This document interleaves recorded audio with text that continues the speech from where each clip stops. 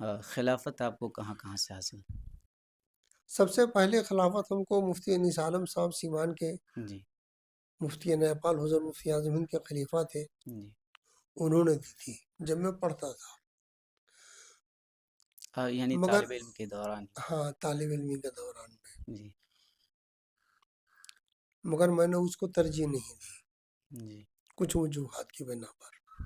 جی بہرحال ہمارے معظم ہیں، ہمارے بڑے ہیں، جی مگر میں نے ترجیح نہیں دی۔